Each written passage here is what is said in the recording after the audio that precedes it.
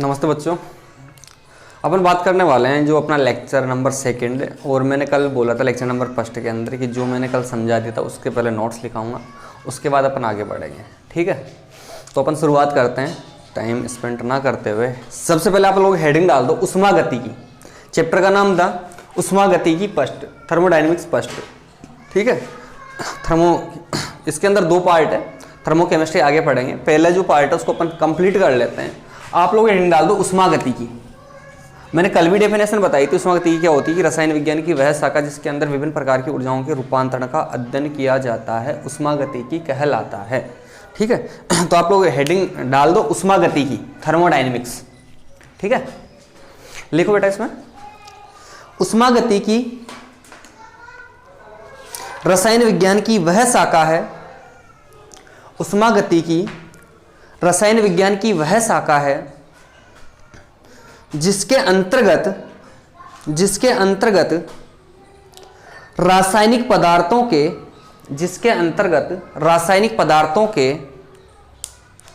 भौतिक रूपांतरणों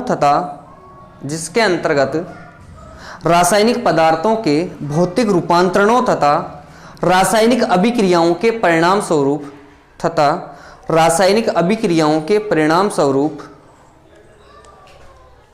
स्वरूप होने वाले ऊर्जा परिवर्तनों का अध्ययन किया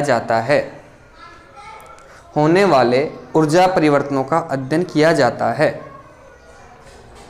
ठीक है, ये डेफिनेशन हो गई। फिर मैंने कल बात बताई थी कि उष्मागतिकी की जो विषय वस्तु है मुख्यतः 4 मूलभूत नियमों पर आधारित थी। 0th law, first law, second law और थर्ड लॉ। तो एक बार उनके बारे में थोड़ा थोड़ा लिख लेते हैं। जब अपन फर्स्ट लॉ पढ़ेंगे, सेकंड लॉ पढ़ेंगे, थर्ड लॉ पढ़ेंगे, उनको वहाँ डिटेल में पढ़ेंगे। बट यहाँ पर अपन इसकी जो बोलते हैं ना फंडामेंटल नियम्स है, इनको एक बार देख लेते हैं, बताता क्या क्या है। तो पैराग्राफ चेंज करके लिखो उष्मागतिकी की विषय वस्तु मुख्य रूप से 4 मूलभूत नियमों पर आधारित है। 4 मूलभूत नियमों पर आधारित है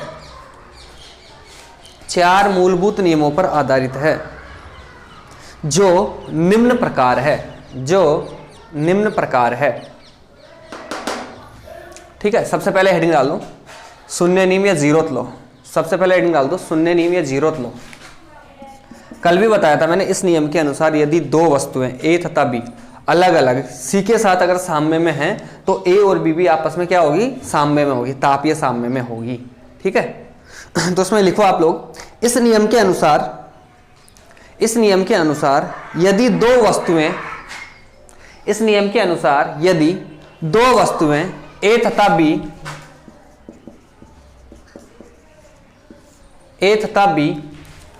इस नियम के अनुसार यदि 2 वस्तुएं A तथा B किसी तीसरी वस्तु C के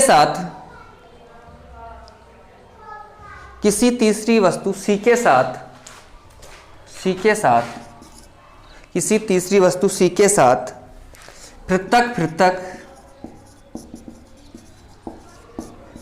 पृथक उष्मीय साम्य में हो तो उष्मीय साम्य में हो तो A तथा B को एक साथ रखने पर वे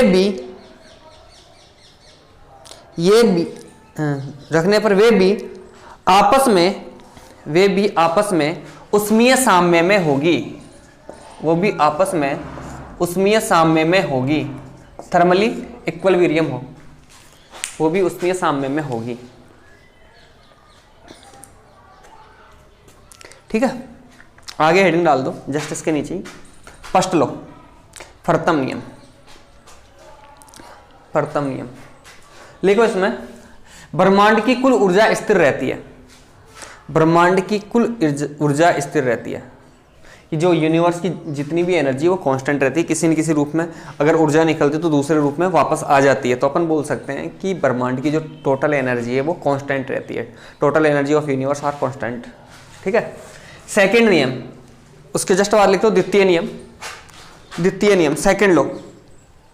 ये मैंने बताया था सेकंड लॉ किसके बारे में बताता है, एंट्रोपी के बारे में बताता है। किसके बारे में बताता है, एंट्रोपी के बारे में। तो इसमें आप लोग लिखो सेकंड नियम में, ब्रह्मांड की एंट्रोपी लगातार बढ़ रही है। ब्रह्मांड की एंट्रोपी लगातार बढ़ रही है, मतलब अव्यवस्थाएं बढ़ रही है, कम नहीं हो रही, अव्यवस्थाएं बढ़ रही है।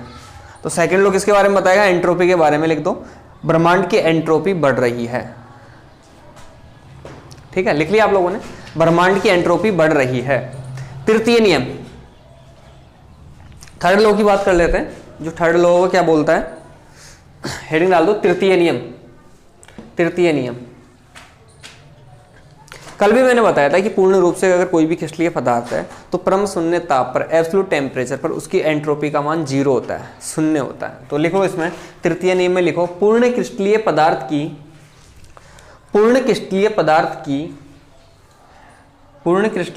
की परम शून्य ताप पर एंट्रोपी शून्य होती है।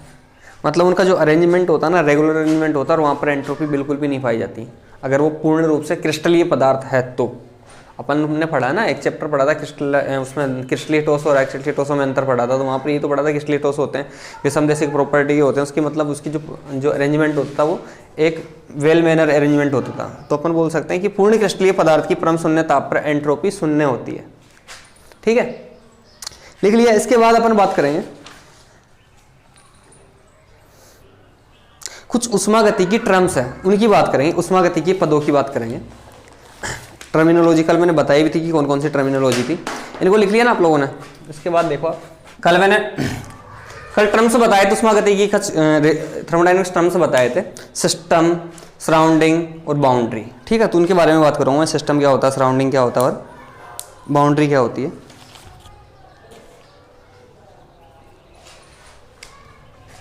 तो मैं बता दूं आप लोगों को, तंत्र प्लस प्रीवियस इक्वल टू अपन क्या बोल सकते हैं, ब्रह्मांड। ये होता है सिस्टम प्लस सराउंडिंग।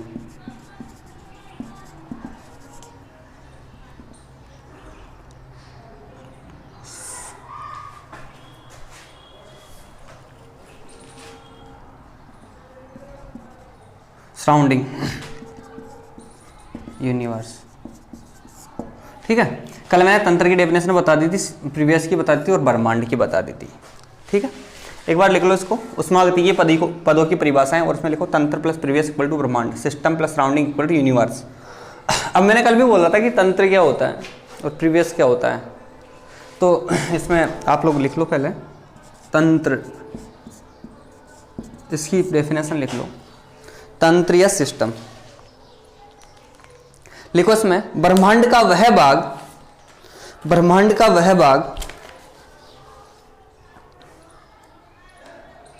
जिसका चयन, ब्रह्मांड का वह भाग जिसका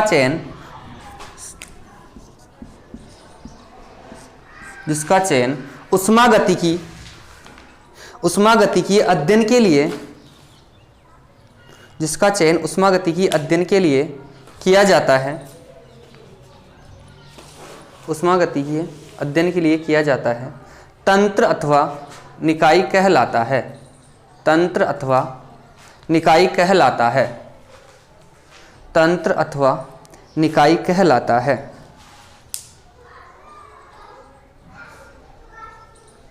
ठीक है, उसके नीचे डाल दो प्रीवियस या पारिपार्श्विक, प्रीवियस या पारिपार्श्विक। सराउंडिंग,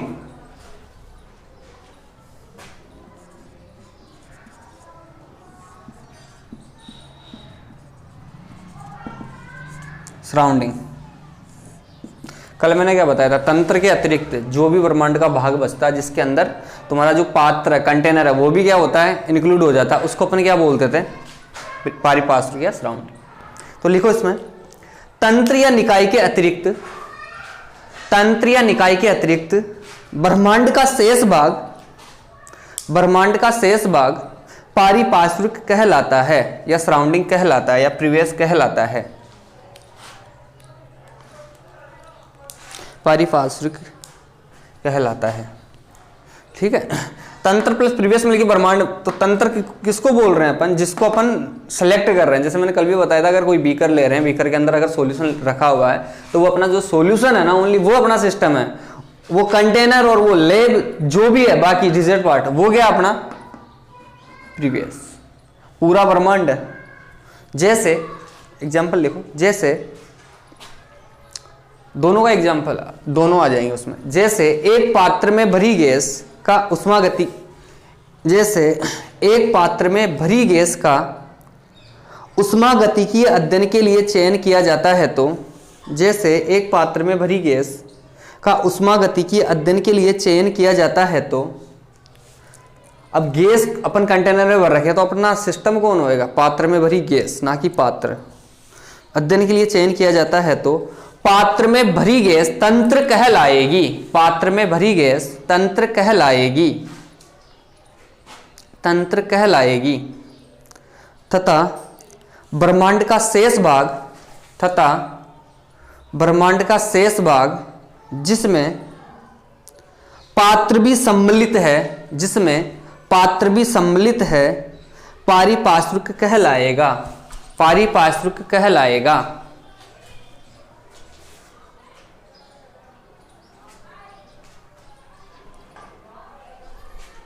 पारिपार्श्विक कहलाएगा।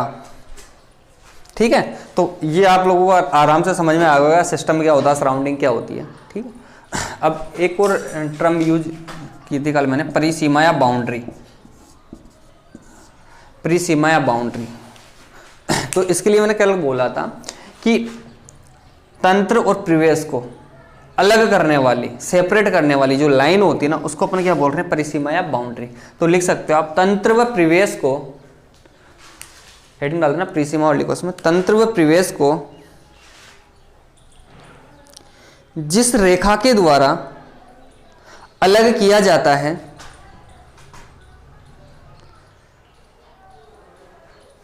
जिस रेखा के द्वारा अलग किया जाता है, उसे हम परिसीमा या बाउंड्री के नाम से जानते हैं, परिसीमा या बाउंड्री के नाम से जानते हैं। परिसीमा, परिसीमा वास्तविक भी हो सकती है और काल्पनिक भी हो सकती है, वास्तविक भी हो सकती है और काल्पनिक भी हो सकती है। जैसे मैं बता दूं आपको, जैसे एक बीकर लिया अपन ने, बीकर के अंदर पानी भर दिया। अब पानी भरने के बाद बीकर के ऊपर का जो पार्ट होता है उसमें तो कोई वो नहीं होता, दीवार नहीं होती ना, सेपरेट नहीं करता, तो अपन मान लेते हैं कि इसके ऊपर क्या है, प्रीवियस आ गया, सिस्टम वो अलग कर रहा है। तो वो क्या एक तरह से इमेजरी तो है, काल्पनिक ही तो है। एक बोतल है, बोतल के अंदर पानी भरा हुआ है, ठीक है, बोतल जिस रूम में अपन खड़े हुए हैं उसको मैं बोल रहा हूँ प्रीवियस है, और जो बोतल है उसके अंदर जो पानी है, और बोतल की जो दीवार होती है ना, वो क्या है, वास्तविक है। वो प्रीवियस और जो तंत्र होता है उसको अलग अलग कर रही है, तो वो अपनी क्या हो गई, वास्तविक बाउंड्री, वास्तविक परिसीमा। ठीक है, उष्मागतिकीय के पदों की बात कर ली। अब मैं बात करने वाला था तंत्रों के प्रकार। कल भी बताया था मैंने कि कुछ प्रकार के तंत्र होते हैं, वहाँ पर 3 प्रकार के तंत्र बता दिए थे मैंने, open system, isolated system, close system वगैरह सब बता दिया था। तो आप लोग अब हेडिंग डाल दो, तंत्र के प्रकार, टाइप्स ऑफ सिस्टम। मैंने कल ये सब बातें क्लियर कर दी, इसलिए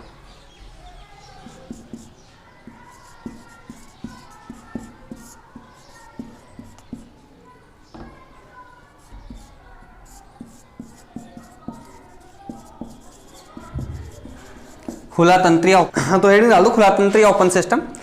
लिखो इसमें, कल मैंने बता ही दिया था कि ओपन सिस्टम क्या होता है, एक बार दोबारा देख लो कि ओपन सिस्टम, क्लोज सिस्टम और आइसोलेटेड सिस्टम तीनों के बारे में मैंने बात की थी।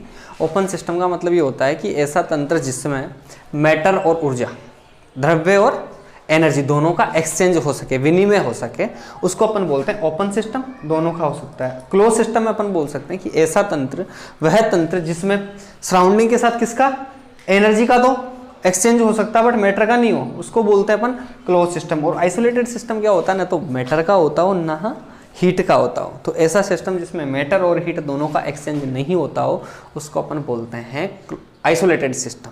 तो हेडिंग डाल दो आप लोग, खुला तंत्र या ओपन सिस्टम। और लिखो इसमें, वह तंत्र जो अपने प्रीवियस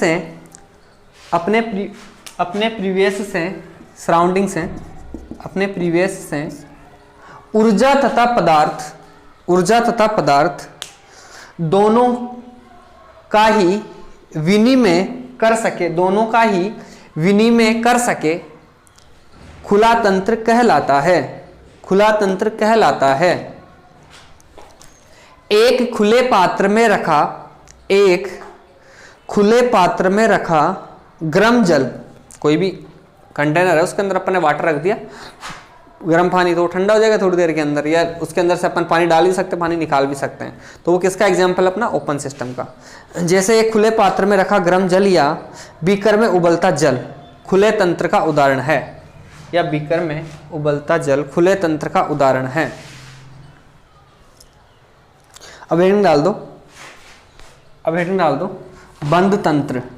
क्या डालोगे हेडिंग? बंद तंत्र, क्लोज सिस्टम। लिखो वह तंत्र जिसमें ऊर्जा का विनिमय तो होता है पर पदार्थ का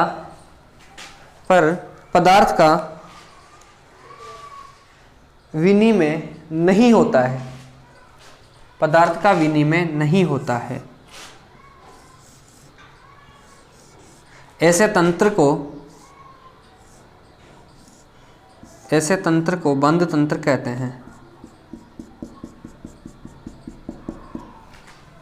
ऐसे तंत्र को बंद तंत्र कहते हैं।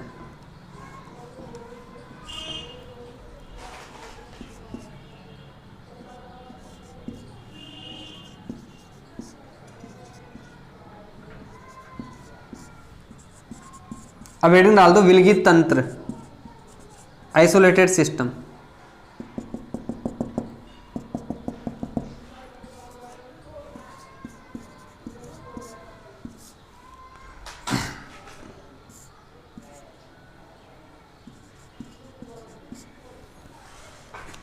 आइसोलेटेड सिस्टम लिखो, इसमें वह तंत्र जो अपने प्रीवियस से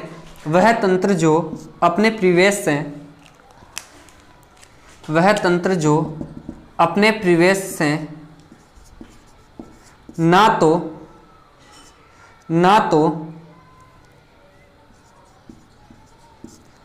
तो ऊर्जा और ना ही द्रव्य दोनों का ही विनिमय नहीं करता हो, विलगित तंत्र कहलाता है। एक बार जो ये लिखा था आपने क्लोज सिस्टम, उसमें एग्जांपल लिख लेना। बंद बोतल में रखा गर्म जल। जैसे कोई भी कंटेनर को बंद कर दो, उसके अंदर अपन गर्म वाटर रख सकते हैं, तो उसमें क्या होता है, पानी को ठंडा हो जाता है पानी, तो हीट का तो एक्सचेंज हो जाता है। बंद बोतल लिख दिया, या कोई भी कंटेनर रख सकते हैं। और इसमें क्या होता है, ऊर्जा और द्रव्य दोनों का ही विनिमय नहीं होता हो। ठीक है, विलगित तंत्र कहलाता है। अर्थात इसमें तंत्र के पदार्थ की मात्रा व ऊर्जा, इसकी बात कर रहा हूं मैं, आइसोलेटेड सिस्टम की। अर्थात इसमें तंत्र के पदार्थ की मात्रा व ऊर्जा स्थिर रहती है।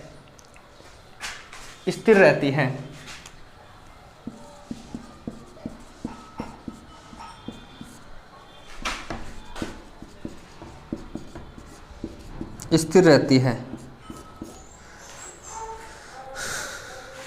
थर्मस में रखा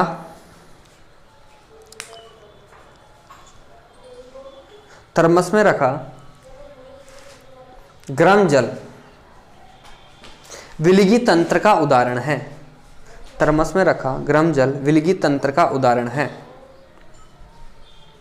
ठीक है, तीनों हो गए। अब इसमें आगे हेडिंग डाल दो। दो प्रकार के तंत्र हो रहा है, समांगी तंत्र और उष्मांगी तंत्र। बना लेना एक बार इनको, वीडियो पॉज करके मैं तो मिटा देता हूं इसको।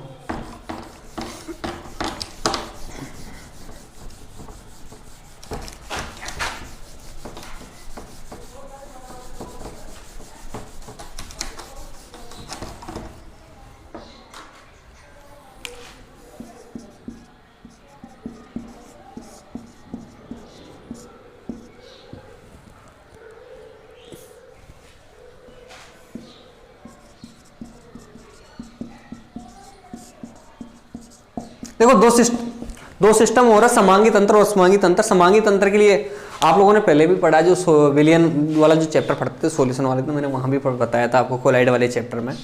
दो प्रकार के विलियन होते हैं, होमोजीनस और हेट्रोजीनस। तो वही ये समांगी तंत्र और असमांगी तंत्र की, ऐसा तंत्र जिसके अंदर हर जगह कंपोजिशन सेम होता है उसको बोलते हैं होमोजीनस सिस्टम। और विषमांगी तंत्र का मतलब होता है कि जहाँ पर कंपोजिशन एक जैसा नहीं होता है। जैसे समांगी तंत्र के लिए अपन बोल सकते हैं कि एक जल है, जल के अंदर अपन ने चीनी घोल दी, तो चीनी का जो विलयन होता है उसका कंपोजिशन एक जैसा होता है।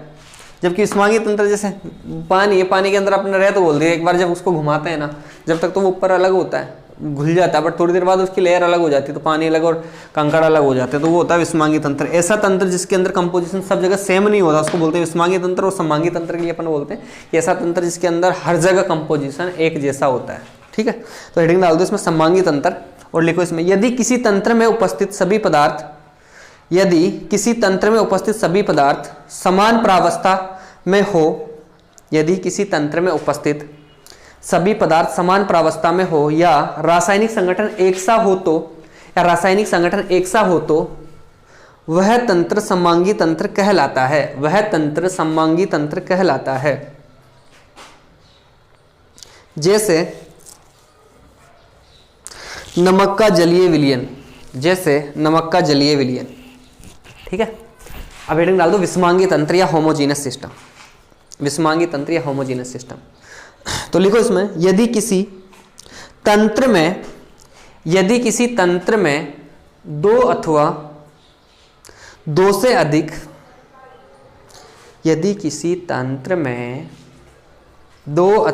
से अधिक ऐसे भाग हो जिनकी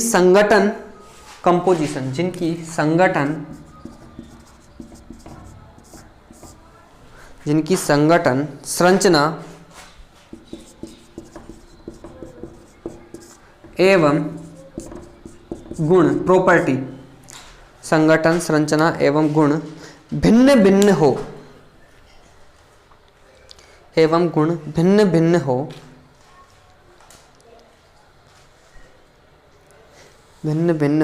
इन गुणों को अलग करने वाली स्पष्ट सीमा रेखा हो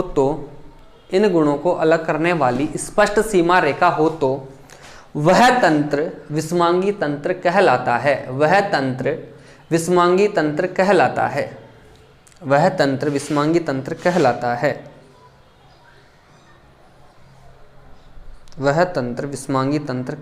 है।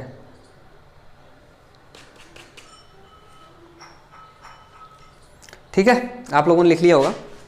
अब आगे आप लोग हेडिंग डाल दो तंत्र की अवस्था, स्टेट ऑफ सिस्टम।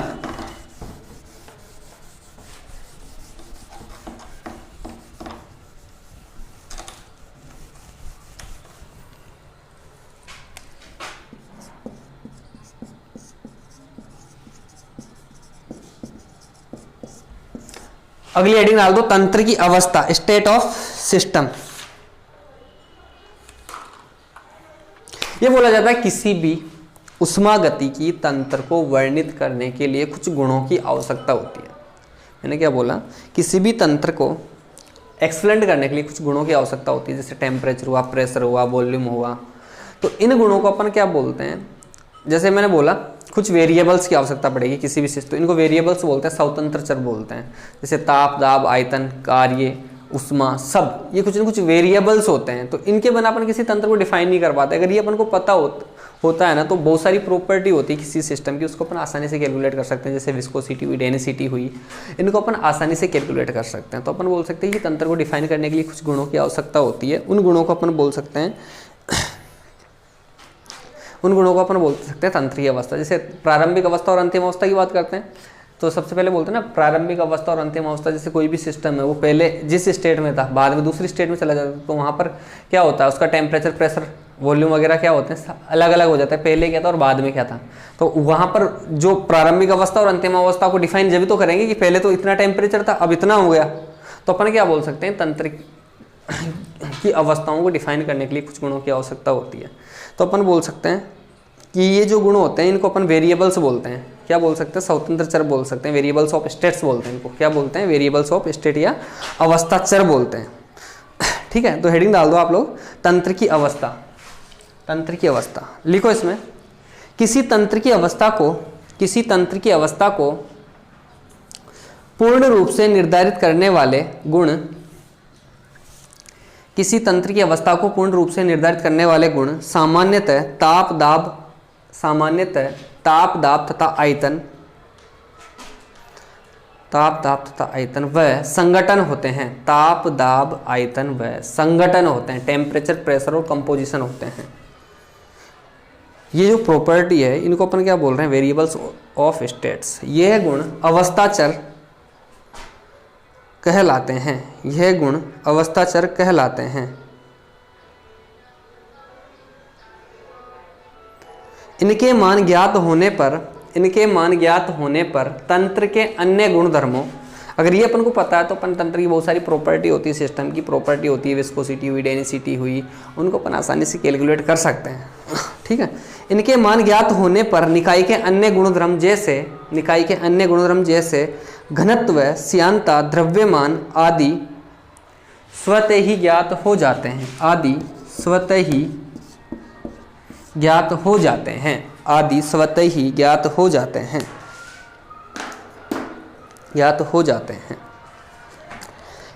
तंत्र के लिए जब इन गुणों के मान निर्धारित कर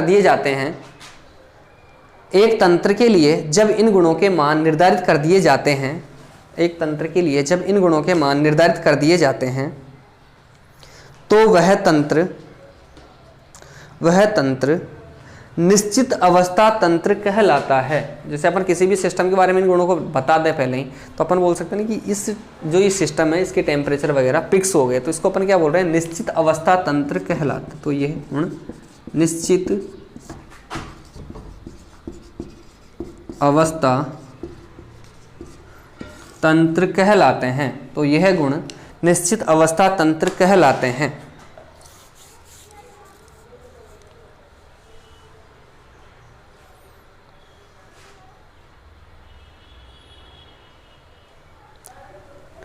ठीक है, लिख लिया आप लोगों ने? इसके आगे लिखो इसी में, एक तंत्र में उपरोक्त वर्णित गुणों में अंतर। जैसे ये गुण है तो अपन को पता कैसे चलता है कि पहले कितने थे बाद में कितने? तो अपन इनिशियली देखते हैं और फाइनल स्टेट में देखते हैं। प्रारंभिक अवस्था और अंतिम अवस्था के अंदर इन गुणों का डिफरेंस पता चल जाएगा ना, पहले कितना था और बाद में कितना है। तो लिखो इसमें, एक तंत्र में उपरोक्त वर्णित गुणों में अंतर उसकी प्रारंभिक एवं अंतिम अवस्थाओं पर ही निर्भर करते हैं।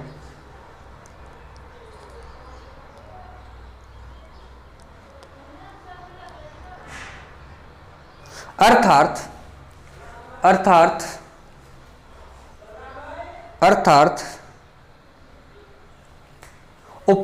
उपरोक्त वर्णित गुणों में अंतर उपरोक्त गुणों में परिवर्तन से तंत्र की अवस्था परिवर्तित होती है। वास्तविक व्यवहार में ताप दाब तथा आयतन में से कोई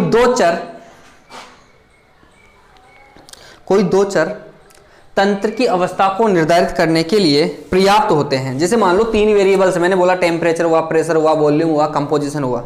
उनमें से 2 वेरिएबल्स मुझे पता है, टेम्परेचर और प्रेशर, तो वो 2 उस तंत्र को डिफाइन करने के लिए काफी है कि पहले टेम्परेचर इतना था अब इतना हो गया, पहले वॉल्यूम इतना था अब इतना हो गया, ये फिर प्रेशर, तो 2 पर्याप्त होते हैं। और जो तीसरा जो होता है ना, वो डिपेंडेंट वेरिएबल होता है, उन दोनों के ऊपर डिपेंड करता है। तो मैंने अभी बताया था कि कोई भी सिस्टम है, उस सिस्टम के कुछ गुण होते हैं, उन गुणों की सहायता से अपन दूसरे गुणों को आसानी से ज्ञात कर सकते हैं। तो मैं बोल रहा हूँ किसी भी सिस्टम को डिफाइन करने के लिए 2 गुण पर्याप्त होते हैं।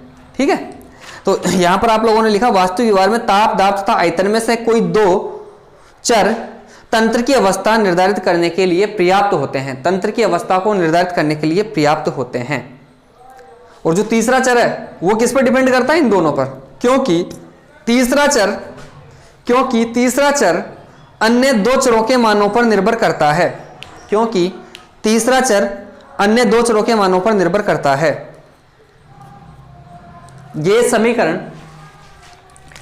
समीकरण PV इक्वल टू nRT की बात करते हैं, तो यहां पर ये बोला जाता है ये जो गैस समीकरण होती है इसके अंदर सामान्यतः ताप और दाब वह पर्याप्त होता है, ठीक है। और जो तीसरा चर होता है वो इससे आराम से कैलकुलेट कर सकते हैं, तो उनको अपन बोलते हैं डिपेंडेंट वेरिएबल्स। गैस समीकरण PV इक्वल टू nRT में, गैस समीकरण PV इक्वल टू nRT में दो चरों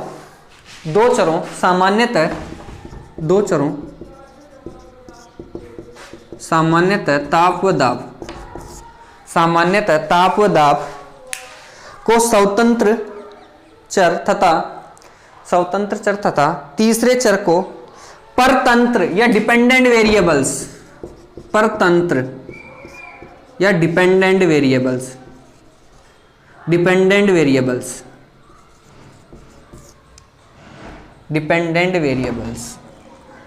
कहते हैं। डिपेंडेंट वेरिएबल्स कहते हैं।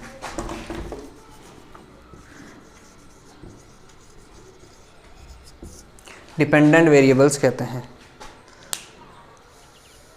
ठीक है। तो ये बात हो गई अपने तंत्र की अवस्थाओं की।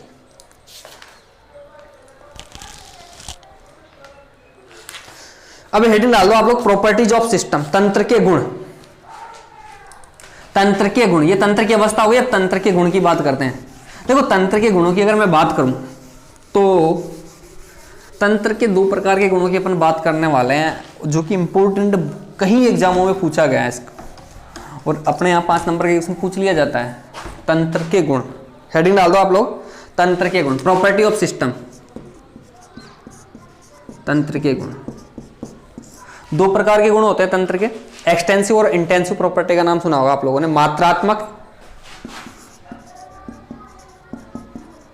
या इनके नाम ही बहुत सारे हैं, विस्तृण गुण। सेकंड है मात्रा स्वतंत्र या मात्र स्वतंत्र गुण, और एक नाम और है इसका मात्रा स्वतंत्र या विशिष्ट, क्योंकि किसी भी नाम से पूछ सकता है वो, तो पता चले अपन को आता है फिर भी अपन कंफ्यूज हो जाए, तो मात्रा स्वतंत्र या विशिष्ट या गहन गुण। और सबसे अच्छा इंग्लिश वर्ड देखना, एक को बोलते हैं एक्सटेंसिव प्रॉपर्टी, और एक होती है इंटेंसिव।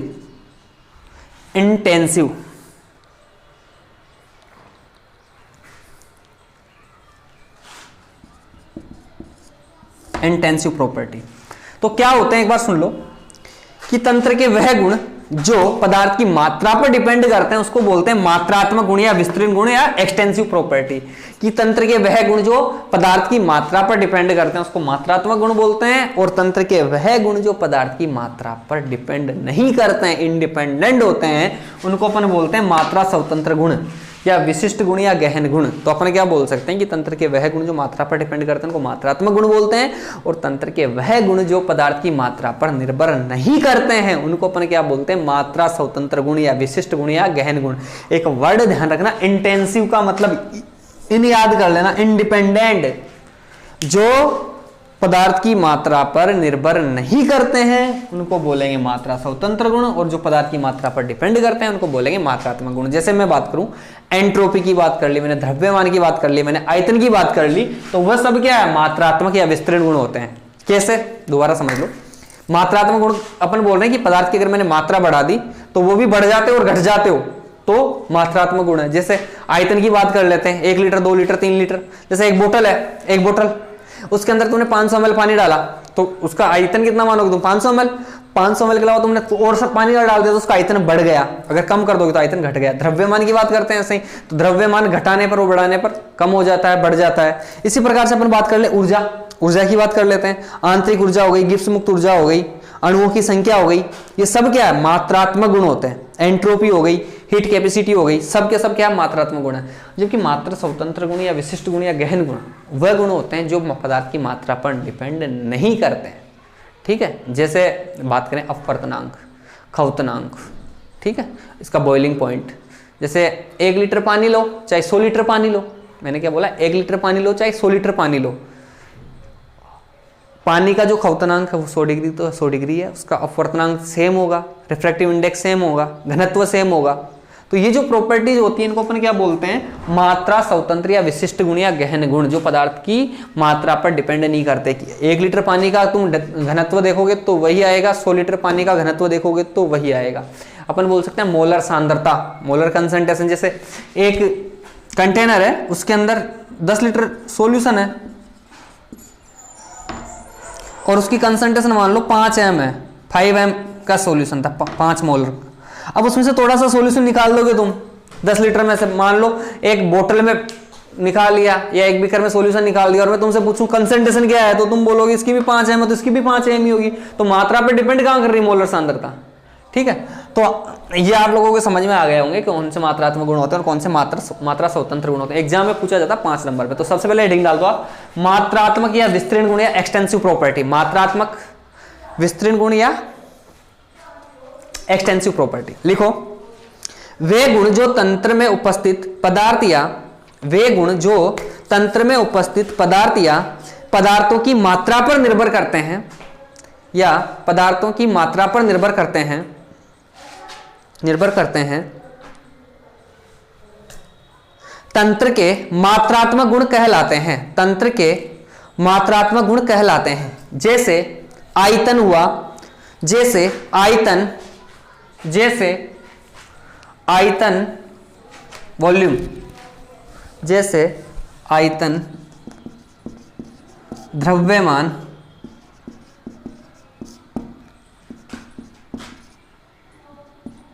गिब्स मुक्त ऊर्जा,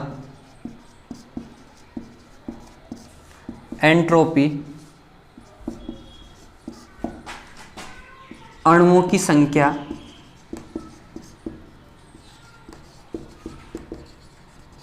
आदि। उष्माधारिता भी लिख लेना, उष्माधारिता,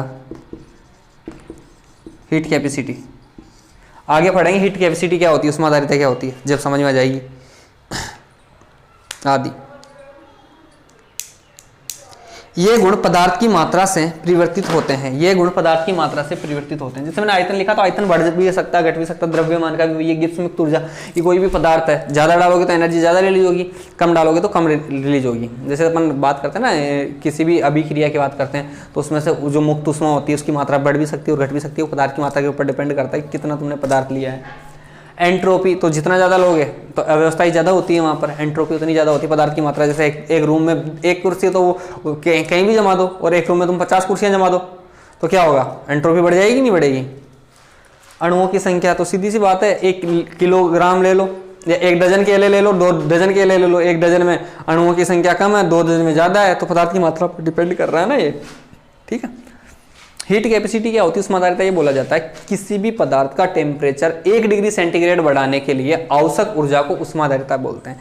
क्या बोलते हैं, हीट कैपेसिटी किसको बोलते हैं, किसी भी पदार्थ का टेम्परेचर 1 डिग्री सेंटीग्रेड बढ़ाने के लिए आवश्यक ऊर्जा को अपन बोलते हैं उष्माधारिता या हीट कैपेसिटी। मान लो 1 किलो का कोई लोहे का तुम कुछ भी ले लो, कोई वस्तु ले लो लोहे की, उसको गर्म करो तो मान लो 10 मिनट में गर्म हो गई, और तुमने 100 किलो का ले लिया तो उसको गर्म करने में टाइम ज़्यादा लगेगा।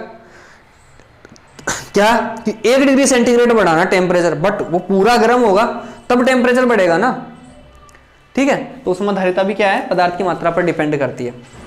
अब अगली हेडिंग डाल दो, मात्रा स्वतंत्र या विशिष्ट या गहन गुण। मात्रा स्वतंत्र, विशिष्ट या गहन गुण।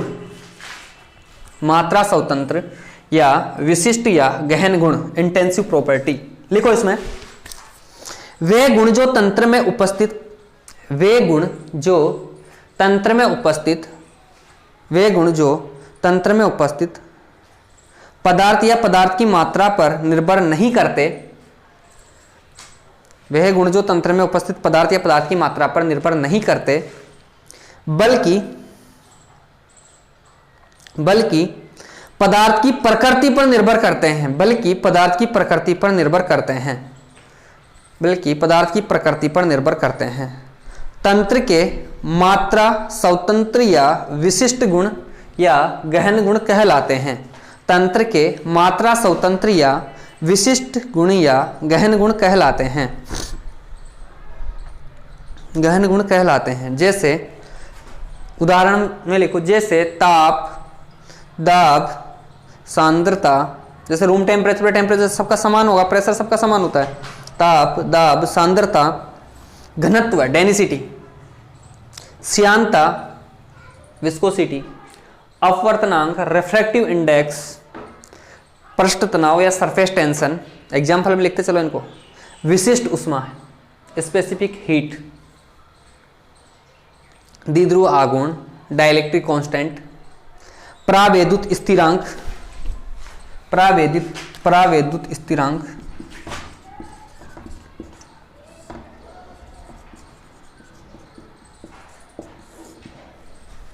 प्रावेदुत स्थिरांक, मोलर एंट्रोपी, एंट्रोपी कहां था ऊपर, यहां पर मैंने क्या बोला, मोलर वर्ड जुड़ गया, मोलर के कंसंट्रेशन फिक्स हो जाती है, मोलर एंट्रोपी, मोलर एंट्रोपी, क्वथनांक, हिमांक और गैस स्थिरांक आदि। क्या क्या लिख दिया मैंने, मोलर एंट्रोपी, क्वथनांक, हिमांक, गैस स्थिरांक आदि। जैसे अब दोनों के बारे में बात कर रहा हूं मैं, जैसे 1 किलो जल लो या 10 किलो जल लो, जैसे 1 किलो जल लो या 10 किलो जल लो, इनका अपवर्तनांक रिफ्रैक्टिव इंडेक्स, सरफेस टेंशन, पृष्ठ तनाव, श्यानता विस्कोसिटी, घनत्व डेंसिटी, टेम्परेचर ताप, दोनों में समान होता है, दोनों में समान होता है।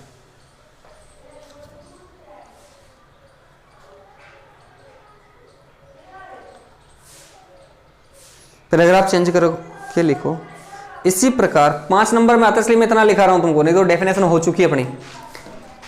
इसी प्रकार मोल भिन्न मोलरता, इसी प्रकार मोल भिन्न मोलरता, नॉर्मलता भी तंत्र के विशिष्ट या गहन गुण है, विशिष्ट या गहन गुण है, विशिष्ट या गहन गुण है, इंटेंसिव प्रॉपर्टी है, क्योंकि ये समांगी मिश्रण के प्रत्येक भाग के लिए समान होते हैं, क्योंकि ये समांगी होमोजीनस सिस्टम की बात कर रहा था, होमोजीनस मिक्सर की बात कर रहा है, क्योंकि ये समांगी मिश्रण के प्रत्येक भाग के लिए समान है, जबकि अणुओं की संख्या विस्तीर्ण गुण है, जबकि अणुओं की संख्या एक्सटेंसिव प्रॉपर्टी है, पदार्थ की मात्रा पर डिपेंड करती है इसलिए। अब देखो एक ये बोला जाता है, परिवर्तन की बात करता हूं, मात्रात्मक और विशिष्ट गुण, मात्रा स्वतंत्र गुणों में परिवर्तन। ये बोला जाता है कि दो एक्सटेंसिव प्रॉपर्टी का जो रेशो होता है ना, दो एक्सटेंसिव प्रॉपर्टी का रेशो इंटेंसिव प्रॉपर्टी हो जाती है। जैसे डेंसिटी की बात करते हैं, डेंसिटी को क्या बोलते हो तुम, D equal to mass upon volume होता है, डी इक्वल टू क्या होता है, mass upon volume, mass upon volume, द्रव्यमान बटा आयतन।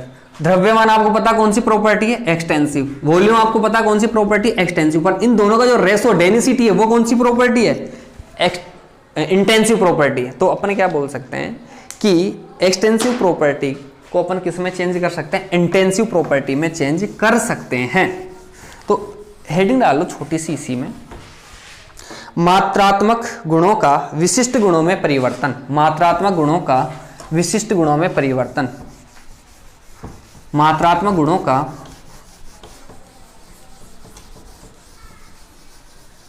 विशिष्ट गुणों में परिवर्तन,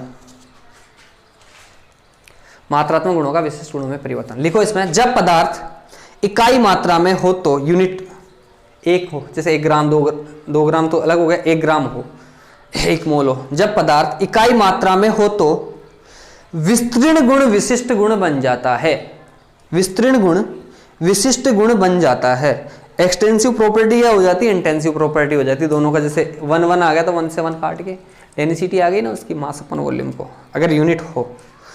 जब पदार्थ इकाई मात्रा में हो तो विस्तीर्ण गुण विशिष्ट गुण बन जाता है। जैसे द्रव्यमान तथा आयतन, जैसे द्रव्यमान तथा आयतन, द्रव्यमान तथा आयतन मात्रात्मक गुण है, परंतु जैसे द्रव्यमान तथा आयतन मात्रात्मक गुण है, परंतु द्रव्यमान प्रति इकाई आयतन, जबकि मास अपॉन वॉल्यूम की बात कर रहा हूं मैं, द्रव्यमान प्रति इकाई आयतन, द्रव्यमान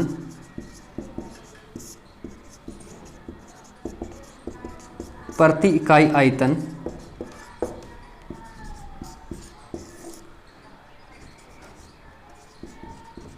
द्रव्यमान प्रति इकाई आयतन इक्वल टू घनत्व, द्रव्यमान प्रति इकाई आयतन घनत्व तथा आयतन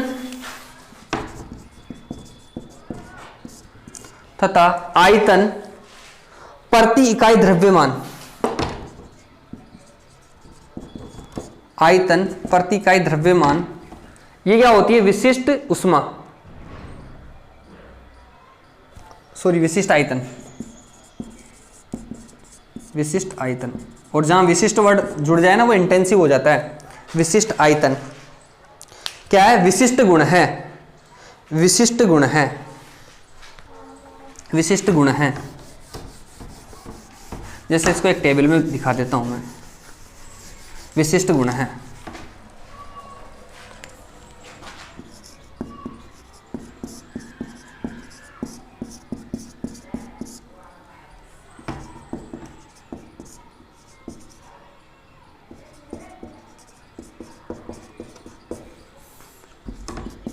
एक्सटेंसिव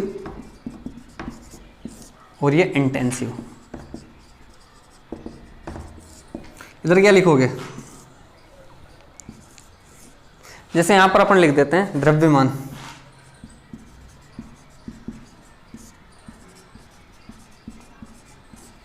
आयतन, और द्रव्यमान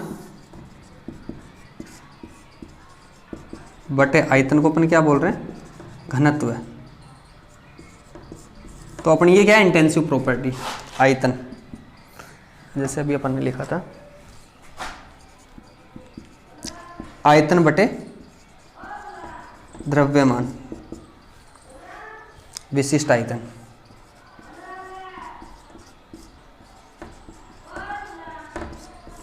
विशिष्ट आयतन, उष्माधारिता,